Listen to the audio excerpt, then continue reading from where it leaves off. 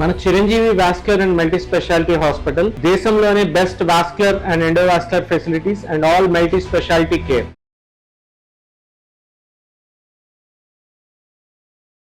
నమస్తే, welcome to Suman TV. నేను మీ కృష్ణవేణి. హెయిర్ ట్రాన్స్ప్లాంటేషన్ ఇప్పుడు పెద్ద స్థాయిలో ఉన్న వాళ్ళు, బాగా సంపాదిస్తున్న వాళ్ళు, బయట ప్రపంచంతో ఎక్కువగా రిలేటివ్ వర్క్ చేస్తున్న వాళ్ళు కాకుండా ప్రతి ఒక్కరూ మేము అందంగా కనిపించాలి, ఎందుకంటే సెల్ఫ్ లవ్, మాకు మేము ముందు నచ్చాలి, అద్దంలో చూసుకుంటే అనే ఫీలింగ్ ఎక్కువ వచ్చింది. అందుకే ఎక్కువగా అందంగా ఉండడానికి ట్రై చేస్తున్నారు. వాళ్ళకి ఏదైతే మాకు ఇది లేదు అనుకుంటున్నారో దాన్ని ఫుల్ఫిల్ చేసుకోవాలని ట్రై చేస్తున్నారు. అందులో భాగంగా హెయిర్ ట్రాన్స్ప్లాంటేషన్ అనేది విరివిగా జరుగుతుంది. అయితే కరెక్ట్ పర్సన్ దగ్గరికి వెళ్ళినప్పుడు మాత్రమే కరెక్ట్ ట్రీట్మెంట్ కూడా లభిస్తుంది. అది లాంగ్ లాస్టింగ్ కూడా ఉంటుంది. ఈ విషయంలో ఎటువంటి అపోహలు ఉన్నాయి, అసలు ఈ ట్రీట్మెంట్ కరెక్టా, చేసుకుంటే ఎన్ని రోజులు ఉంటుంది, ఎటువంటి ట్రీట్మెంట్స్ అవైలబుల్గా ఉన్నాయి, ఇటువంటి అనేక విషయాన్ని మనకు తెలియజేయడానికి ఈరోజు మనతో పాటు ఉన్నారు ప్రముఖ dermatologist, cosmetologist, hair transplant specialist, అలాగే ఎండి గోల్డ్ మెడలిస్ట్ అయినటువంటి డాక్టర్ శిల్పా గారు, చిరంజీవి క్యూట్స్ కేర్ హాస్పిటల్కి సంబంధించిన డాక్టర్ మాట్లాడతారు. మేడం నమస్తే.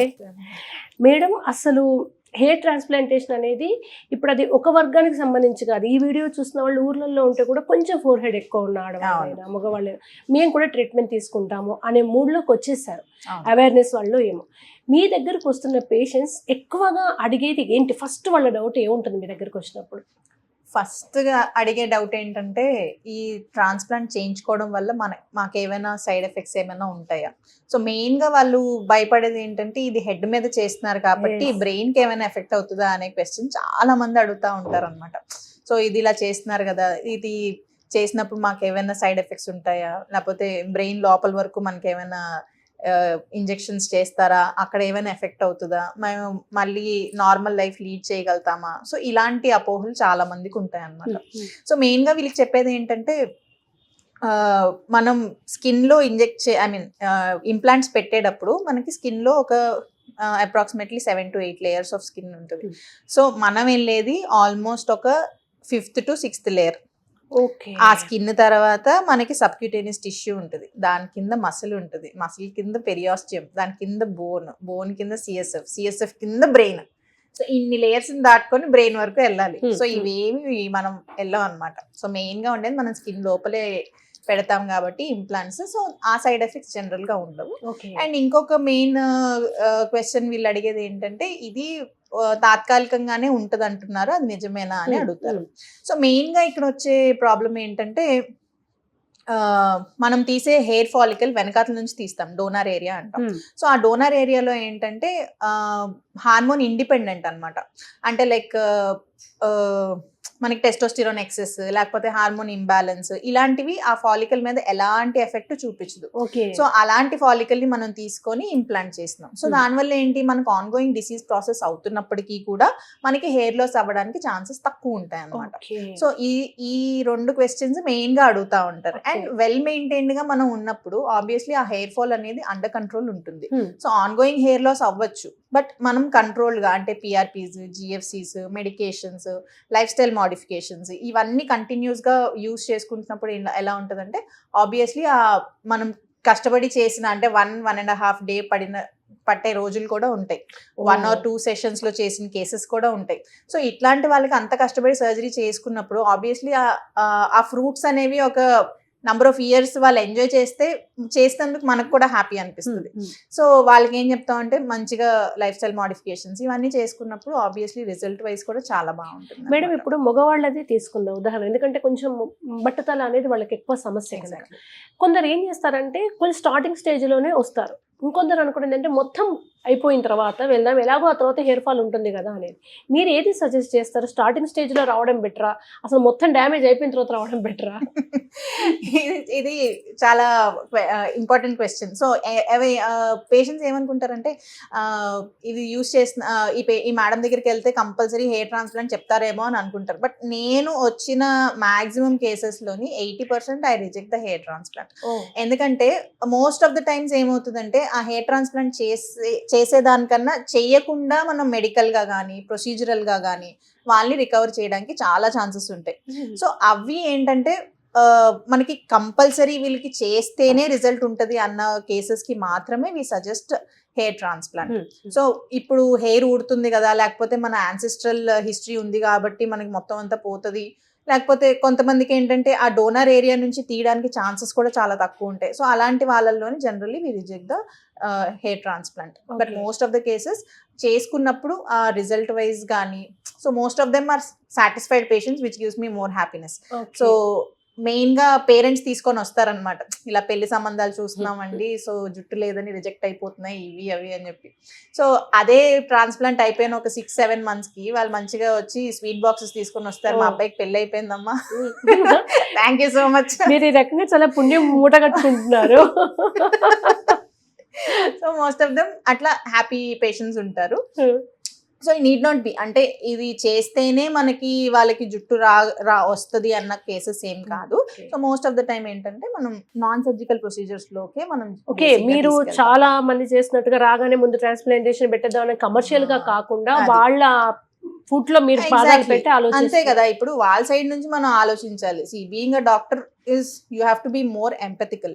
అంటే వాళ్ళ సైడ్ నుంచి వాళ్ళు ఎలా ఆలోచిస్తున్నారు అన్న థాట్ మీద మనం జనరల్ గా వెళ్ళాలి తప్పిస్తే just to mint money it is not necessary that you have to put all the cases into hair transplant. ఏ దశలో మీరు ఇంకా తప్పదు హెయిర్ ట్రాన్స్ప్లాంటేషన్ కంపల్సరీ వీళ్ళకి సజెస్ట్ చేయాల్సిందే అనే సిచ్యువేషన్ ఎప్పుడు వస్తుంది? ఎగ్జాక్ట్లీ. సో వీళ్ళల్లో ఏంటంటే మెయిన్ గా ఫ్యామిలీ హిస్టరీ స్ట్రాంగ్ ఉన్నా, లేకపోతే స్టేజెస్ 4 or 5 క్రాస్ అయిపోతున్నా, లేకపోతే మనకి బ్లడ్ రిపోర్ట్స్ లోని ఆబ్వియస్ చేంజెస్ కనిపిస్తున్నాయి, ఆర్ ఆన్ గోయింగ్ ప్రాసెస్ అనేది అవుతుంది, ఆర్ సమ్ టైమ్స్ మనకి డోనర్ ఏరియా కూడా డెఫిషియెంట్ అయిపోవచ్చు అనే ఛాన్సెస్ ఉన్నప్పుడు generally we suggest hair transplant అనమాట. సో వీళ్ళల్లో ఏంటంటే మంచిగా ట్రాన్స్ప్లాంట్ చేసినప్పుడు ఆ రిజల్ట్ వైజ్ కూడా మంచిగా చూపించడానికి కూడా ఉంటుంది. అంతే తప్పిస్తే ఆల్రెడీ డోనర్ ఏరియా పోతుంది, అక్కడ నుంచి హెయిర్ తీసి మళ్ళీ ఇక్కడ ఇంప్లాంట్ చేసినప్పుడు డోనర్ ఏరియా కూడా ఆబ్వియస్లీ అది ఇర్రిప్లేసబుల్. అంటే అది ఎలా ఉంటుందంటే donor area it is like life hair bank అనమాట. సో అందులోంచి తీసేసాము అంటే మళ్ళీ అవి రిప్లేస్ అవుతాయి, but not at the point మనకి ఇనీషియల్ గా ఎంత ఉన్నదో అంతవరకు అయితే ఏం రాదు. సో కొన్ని ఏరియాస్ మనం ఇక్కడ తీసి అక్కడ డిస్ట్రిబ్యూట్ చేస్తున్నాం. అంటే కొన్ని ఏరియాస్ లో మనకి ఎక్సెస్ ఉంటాయి, కొన్ని ఏరియాస్ లో మనకి తక్కువ ఉంటుంది. సో అంత ఓవరాల్ గా ఈవెన్ గా కనిపించేలాగా చేయగలుగుతాం తప్పిస్తే ఆల్రెడీ ఇక్కడ డెఫిషియెంట్ ఉన్నప్పుడు దాని దగ్గర తీసి పెట్టడానికి అవసరం. ఇప్పుడు హెయిర్ ట్రాన్స్ప్లాంటేషన్ మొదలు పెట్టిన తర్వాత మినిమం టు మాక్సిమం అంటే తక్కువలో తక్కువ ఎన్ని రోజులు ఉంటుంది ఆ మొత్తం ప్రాసెస్ అంతా? బాగా టైం తీసుకొని చేయాల్సి వస్తే ఎంత టైం పట్టొచ్చు? ఓకే, సో మెయిన్ గా ఏంటంటే కొంతమందికి టోటల్ బాల్నెస్ ఉంటుంది, ఇదంతా పోతుంది, ఓన్లీ ఈ ఏరియా మొత్తమే ఉంటుంది. సో అక్కడ నుంచి ఎన్ని ఫాలికల్స్ అని మనం తీసి చేస్తాము? So practically not possible. So అప్పుడు ఏం చేస్తామంటే ఒక సెషన్ లోని హెయిర్ లైన్ అండ్ ఈ ఏరియా వరకు అంటే ఇక్కడ వరకు జనరల్ గా బిల్డప్ చేస్తాం. ఆ బిల్డప్ చేసిన ఒక 3-4 months తర్వాత ఇంకో సెషన్ పెట్టుకుంటాం. ఆ సెషన్ లో కూడా we assess the donor areas also. Donor area మనకి కావాల్సినట్టు సపోర్టింగ్ గా ఉందా లేదా అన్నది జనరల్ గా చూసుకుంటాము. ఒకవేళ సపోర్టింగ్ గా ఉంటే we can take from that. Or sometimes అబ్బాయిల్లో ఏంటంటే బియర్డ్ హెయిర్, చెస్ట్ హెయిర్స్ ఇట్లాంటివి కూడా యూజ్ చేసుకొని మనం ఫిల్లింగ్ అనేది జనరల్ గా యూజ్ చేసుకుంటాం అనమాట. సో రిజల్ట్స్ వైజ్ కూడా చాలా బాగుంటుంది అది. సో ఇట్స్ నాట్ లైక్ మనం ఏమంటారు హెయిర్ లైన్ బిల్డ్ చేసే దగ్గర ఆ హెయిర్స్ యూజ్ చేస్తే కొంచెం డిఫరెన్స్ తెలుస్తుంది, కానీ వెనకాతల హెయిర్స్ లో మనం ఫిల్లింగ్ చేసుకుంటున్నప్పుడు అంత డిఫరెన్స్ కూడా ఏముండదు. అండ్ మోర్ ఓవర్ ఇప్పుడు అడ్వాన్స్డ్ టెక్నాలజీస్ ఏమొచ్చేసాయంటే లాంగ్ హెయిర్ ట్రాన్స్ప్లాంట్. అంటే ఇప్పుడు జనరల్ గా మనం టాన్షూట్ చేసేసి ఆ చిన్న చిన్న ఫాలికల్స్ తీసుకొని పెడతాం. బట్ కొంతమంది ఏంటంటే సెలబ్రిటీస్ కానీ లేకపోతే వేరే ఫంక్షన్స్ ఉన్నాయి అనుకునే వాళ్ళు ఏమనుకుంటారంటే ఈ హెయిర్ గ్రో అవడానికి మళ్ళీ టైం పడుతుంది కదా, డైరెక్ట్ గా ఆ లాంగ్ హెయిర్ ని తీసుకొని వచ్చి పెట్టేచ్చు కదా అనే థాట్ వస్తుంది. సో అలాంటి సర్జరీస్ కూడా మేము జనరల్లీ చిరంజీవి క్యూటీ స్కేర్ లో చేస్తున్నాం. మేడం ఇప్పుడు మీరు ఒకవేళ హెయిర్ ట్రాన్స్ప్లాంట్ చేసిన తర్వాత అంత పెద్ద హెయిర్ కాకుండా మామూలుగా పెట్టారనుకుందాం, అది ఫుల్ గా మామూలుగా నార్మల్ హెయిర్ అంతా పొడుగు అవ్వడానికి ఎంత టైం పడుతుంది? ఎగ్జాక్ట్లీ. ఇప్పుడు మనం గుండు చేయించుకున్నాం అనుకోండమ్మా, ఆ హెయిర్ మళ్ళీ రీగ్రో అయ్యి మనకి కావాల్సిన ఇది రావడానికి ఎంత టైం పడుతుంది? సేమ్ టైం అదే పడుతుంది. So it is not like ఇది ట్రాన్స్ప్లాంట్ చేసాం కాబట్టి అది అంతే సైజ్ ఉంటుందని కాదు, అలాగనే అది గ్రో అవ్వదని కాదు, దాని హెయిర్ కట్ చేయొద్దు అని కాదు. సో ఇవన్నీ చేసుకోవచ్చు, అది మంచిగా గ్రో అవుతుంది, దాని హెయిర్ కట్ చేసుకోవచ్చు, స్టైలింగ్ చేసుకోవచ్చు, మన నేచురల్ హెయిర్ లాగా. ఎగ్జాక్ట్లీ. ఇప్పుడు ఒకవేళ main difference like qualified dermatologist plastic surgeon దగ్గర చేయించుకున్న దానికి అండ్ అవుట్ సైడ్ అన్క్వాలిఫైడ్ వాళ్ళతో చేయించుకునే దానికి మెయిన్ డిఫరెన్స్ ఏంటంటే ఆ హెయిర్ ట్రాన్స్ప్లాంట్ చేసుకున్నట్టు కనిపించడం ఆబ్వియస్ కదా. సో మనకి మెయిన్ గా ఏంటంటే ఏమైనా ప్రొసీజరో లేకపోతే ఏమైనా సర్జరీ చేయించుకున్నప్పుడు మెయిన్ గా అంటే కాస్మెటిక్ వైజ్ ఎస్థెటిక్స్ వైజ్ మనం చూసుకుంటే గనక అది చేసినట్టు కనిపించకూడదు. Okay. So that is the main Natural గా ఛాలెంజ్. ఉండాలి. ఎగ్జాక్ట్లీ. సో అదేంటంటే ఆ న్యాచురల్ లుక్ అనేది తీసుకురావడం చాలా డిఫికల్ట్ అన్నమాట. ట్రాన్స్ప్లాంట్ అందరు చేస్తారు, బట్ ఆ లుక్ వైజ్ తీసుకురావడానికి you have to meet the best person. Madam ఇప్పుడు చాలా మంది చేసేది ఏంటంటే సరే ఏదో చూస్తారు, పబ్లిసిటీతో వెళ్తారు, అంతా అయిపోయిన తర్వాత అది వర్కౌట్ అవ్వలేదని అర్థం అవుతుంది, మళ్ళీ మీ దగ్గరకు వచ్చి రీట్రాన్స్ప్లాంట్ కావాలని అడిగిన సందర్భాలు ఉన్నాయా? చాలా కేసెస్ ఉన్నాయి ఓ, అలాంటి. ఒక ఎగ్జాంపుల్ సో మెయిన్ గా ఏంటంటే వాళ్ళు డోనర్ ఏరియా దగ్గర తీసేసేటప్పుడు కొంచెం ఎక్సెసివ్ అంటే ఇందాక మనం మాట్లాడుకున్నప్పుడు ఆ లైఫ్ బ్యాంక్ నుంచి మనం నంబర్ ఆఫ్ ఫాలికల్స్ ఎక్కువ తీసేసినప్పుడు ఏంటంటే అక్కడ స్కారింగ్ అనేది ఫామ్ అయిపోతుంది మెయిన్ గా. సో ఆ స్కార్ ఫామ్ అయినప్పుడు అదొక డిఫికల్టీ ఉంటుంది. అండ్ ఈ న్యాచురల్ హెయిర్ లైన్ అనేది బిల్డ్ చేయనప్పుడు obviously the patient has to regret for a life long.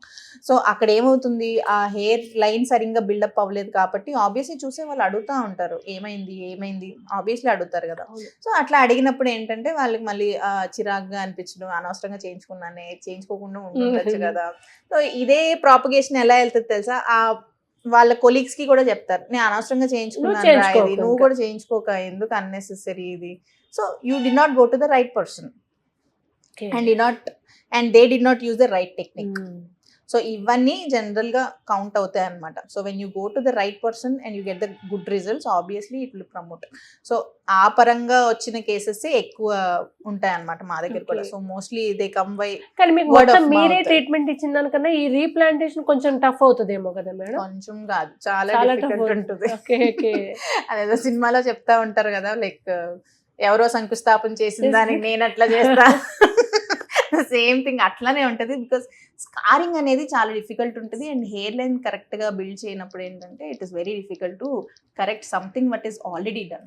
Okay. So మనం చేసేటప్పుడు ఏంటంటే క్లియర్ కట్ గా ఈ లైన్ ఈ పర్టికులర్ ఇంప్లాంట్ ఇక్కడికి రావాలి అనేది మనం ప్లాన్ చేసుకుంటాం. సో అట్లాంటి ప్లాన్ జనరల్ గా లేనప్పుడు ఏంటంటే ఇట్లాంటి రిజల్ట్స్ వచ్చి అది మళ్ళీ కొంచెం అడ్జస్ట్ చేయడానికి డబల్ పని.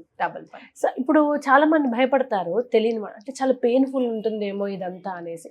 అసలు యాక్చువల్గా ప్రాసెస్ ఎలా ఉంటుంది, పేషెంట్ ఎలా ఫీల్ అవుతారు? మెయిన్ థింగ్ ఇది పెయిన్ఫుల్ అయితే ఏమి ఉండదు. సో మెయిన్ గా మనం ఏంటంటే లోకల్ అనెస్థీషియాలో చేసుకోవచ్చు. ఒకవేళ పేషెంట్ యాంగ్షియస్ ఉన్నారు అనుకుందాం, so we can put him into ఏమంటారు డ్రౌజీ స్టేట్ లో పెట్టుకొని వాళ్ళని చేసుకోవచ్చు. ఎందుకంటే వీఆర్ ఫాలోయింగ్ NABH ప్రోటోకాల్స్ మనం ఫాలో అవుతాం. We have good OT setup. So operation theatre కూడా మంచిగా ఉంటుంది కాబట్టి obviously we use the anesthesiologists also into our procedures అన్నమాట. క్లినిక్స్ లోని జనరల్ గా చేసేది ఏంటంటే ఒక బెడ్ వేసి పడుకోబెట్టి ఒకటి తీయడం ఒకటి పెట్టడం ఇదే ఉంటది. మనం అయితే అట్లా follow అవ్వం. we do follow all the protocols according to NABH, ISO. So ఇవన్నీ ఫాలో అవుతాం కాబట్టి we are able to give the best results అన్నమాట. ఓకే మేడం, ఇప్పుడు మగవాళ్ళు బోల్డ్ హెడ్ వాళ్ళు బాధ భయం అదే కాకుండా కొంచెం ఆడవాళ్ళు హెల్త్ కాన్షియస్ చిన్న లోపం ఉంది. ఇప్పుడు 4 హెడ్ కొంచెం ఎక్కువగా ఉంటుంది చాలా మందికి. అది ఎందుకు ఎక్కువ ఉండాలి? మేము అక్కడ కూడా మా నుదురుకు కావాల్సినంత ఉంచుకొని హెయిర్ ట్రాన్స్ప్లాంటేషన్కి వెళ్తాం. చాలా మంది సెలబ్రిటీస్ నుంచి ఎంతో మంది వెళ్ళారు, చూస్తున్నాము.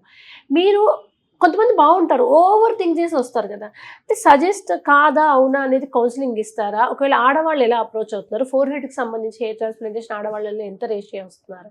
సో మెయిన్ గా అమ్మ ఈ ఏమంటారు రిసీడింగ్ హెయిర్ లైన్ అంటాం అనమాట. సో ఇది మెయిన్ గా ఏంటంటే PCOD ఉండే పేషెంట్స్ లోని ఎక్కువ చూస్తూ ఉంటాం. సో వాళ్ళకి ఏంటంటే receding hairline, hair loss, acne vulgaris, hair weight put on చేయడం, ఇన్సులిన్ రెసిస్టెన్స్, ఇట్లాంటి చాలా కండిషన్స్ ఒక సిండ్రోమ్ లాగా ఉంటుంది. సో అదేమవుతుంది, వాళ్ళకి ఆ హెయిర్ లైన్ వెనక్కి వెళ్ళిపోవడం వల్ల ఆబ్వియస్ గా చేంజెస్ అనేవి కనిపిస్తా ఉంటాయి. సో ఆబ్వియస్లీ ఒక జడ వేసుకున్నప్పుడు ఎక్కడో వేసుకున్నట్టు ఉండకూడదు కదా. ఫిమేల్ ప్యాటర్న్ ఎట్లా ఉంటుంది, హెయిర్ ప్యాటర్న్ మెయిన్ గా ఇట్లా ఓవల్ షేప్ లో ఉంటుంది. అదే మేల్ కి అయితే కొంచెం M షేప్ లో వస్తుంది అనమాట. ప్యాటర్న్ పోయినప్పుడు లేదా ఉన్న హెయిర్ మొత్తం ఫేసే కనిపిస్తుంది, హెయిర్ ఎక్కడ కనిపించట్లేదు అనుకున్నప్పుడు ఎస్ ఇలాంటి పేషెంట్స్ చాలా మంది వస్తారు, like they want to go with the hair transplant. But main గా పోస్ట్ చేసే ప్రాబ్లం ఏంటంటే టాన్ష్యూర్ చేసి హెయిర్ ఇంప్లాంట్ చేయాలి అంటే ఎవరు ఎనీ ఉమెన్ వోంట్ అగ్రీ. అంతే కదా, వాళ్ళకి కావాల్సిందే హెయిర్, అది మొత్తం మీరు టాన్ష్యూర్ చేసేసి మళ్ళీ చేస్తా అండో it is not a point. So అలాంటి కేసెస్ లో ఏం చేస్తామంటే ఈ ఏరియా ఉంటది కదమ్మా, అక్కడ ఒక ట్రయాంగిల్ లాగా మనం తీసుకొని ఆ హెయిర్ ని మనం ఉన్న ఎగ్జిస్టింగ్ హెయిర్ తో కవర్ చేసేస్తే మనకి అక్కడ నుంచి ట్రాన్స్ప్లాంట్ చేసినట్టు కూడా కనిపించదు. సో వాళ్ళకి ఏంటంటే ఈ ఏరియాస్ లో ట్రాన్స్ప్లాంట్ చేసింది కనిపిస్తుంది. So if you want you can go with long hair transplant also, అదొక టెక్నిక్ ఉంటుంది. ఆర్ ఈ ట్రాన్స్ప్లాంట్ మనం ఏదైతే ఫాలికల్స్ తీసామో అది ఉన్న హెయిర్స్ని తోని మనం ట్రాన్స్ప్లాంట్ చేసిన టాన్షూడ్ ఏరియా కవర్ చేసేసుకోవచ్చు. At the same time result wise కూడా చాలా బాగుంటుంది అనమాట. అండ్ అక్కడ పెట్టే హెయిర్స్ కూడా మనం కొంచెం ఆలోచించుకొని పెడతాం, ఎందుకంటే మనకి ముందు వచ్చే హెయిర్స్ కొంచెం సన్నగా ఉంటాయి, ముంగుర్లు అంటారు. సో ఆ టైప్ ఆఫ్ హెయిర్స్ పెట్టాలి కాబట్టి సో అది ఇంకా కరెక్ట్ గా ప్లాన్ చేసుకోవాల్సి ఉంటుంది, లేకపోతే పెట్టినట్టు కనిపిస్తుంది, అంటే మరి ఆర్టిఫిషియల్ గా విగ్గు పెట్టుకున్నట్టుగా ఉంటుంది. అండ్ హెయిర్ ట్రాన్స్ప్లాంట్ చేసిన వాళ్ళకి ట్రీట్మెంట్ జరుగుతున్నప్పుడు వాళ్ళు ఎటువంటి జాగ్రత్తలు తీసుకోవాలి? ట్రీట్మెంట్ జరుగుతున్నప్పుడు మెయిన్ గా ఏంటంటే ఫస్ట్ 10 days వాళ్ళకి ఏంటంటే కంపల్సరీ, ఇప్పుడు మొక్క నాటినప్పుడు మనం ఎలాగైతే నీళ్లు పోయమని చెప్తామో ద సేమ్ వే వాటికి కూడా ఆ వెట్నెస్ అనేది క్రియేట్ చేసుకోవాలన్నమాట. Until and unless they implant, ఆ రూట్ అనేది డెవలప్ అయ్యేంత వరకు ఆ సెలైన్ స్ప్రే అనేది జనరల్ గా మనం సజెస్ట్ చేస్తాము. అట్ ద సేమ్ టైం కొంచెం బయటికి వెళ్ళకుండా, డస్ట్ అది పడకుండా, అండ్ డోనర్ ఏరియా రెగ్యులర్గా డ్రెస్సింగ్స్ చేయించుకోవడం, ఇట్లాంటి జాగ్రత్తలు చెప్తాం. At the same time life style modifications, అంటే ఫుడ్లో ఎలాంటివి తీసుకోవాలి, ఏది అవాయిడ్ చేసుకోవాలి, ఇలాంటివన్నీ జనరల్గా చెప్తా ఉంటాం. ఫైనల్గా హెయిర్ ట్రాన్స్ప్లాంటేషన్ చేయించుకోవాలి అనుకునే వాళ్ళకి చిరంజీవి క్యూటీస్ కేర్ నుంచి మీరు ఏం చెప్తారు? సో మెయిన్గా నేను చెప్పేది ఏంటంటే, ఆ ట్రాన్స్ప్లాంట్ వచ్చింది కాబట్టి, అంటే మీరు అనుకుంటున్నారు కాబట్టి చేయాల్సిన అవసరం అయితే కంపల్సరీ లేదు. సో వచ్చి ట్రాన్స్ప్లాంట్ మీకు అడ్వైస్ చేశారు అంటే ఇట్ ఈస్ ఏమంటారు డిక్టమ్ అనమాట. ఇంకా దీని తర్వాత ఇంకొక చాయిస్ లేదు, ఆప్షన్ లేదు కాబట్టే సజెస్ట్ చేశారు. ఓకేనా, సో అదొకటి నేను చెప్పగలుగుతాను. అండ్ ఒకవేళ ముందే ట్రై చేయొచ్చు అంటే obviously we do all the trials. So no one wants to go sit for ఏమంటారు 8 to 10 hours సర్జరీలో కూర్చొని అది చెయ్యాలి అని ఎవ్వరికీ ఉండదు. సో వెన్ మీకు సజెస్ట్ చేశారు అంటే yes you have to go through that transplant అనేది నా ఉద్దేశం. అండ్ ఊరికనే టైం పాస్ చేసుకొని ఏమంటారు ఇక్కడ అక్కడ లేకపోతే ఈ ఇంటి చిట్కాలు ఇట్లాంటివన్నీ ఫాలో అవడంతో ఏం యూజ్ ఉండదు. So go to the qualified dermatologist, get an opinion and then get the transplant done. Thank you so much. Thank you, Amma.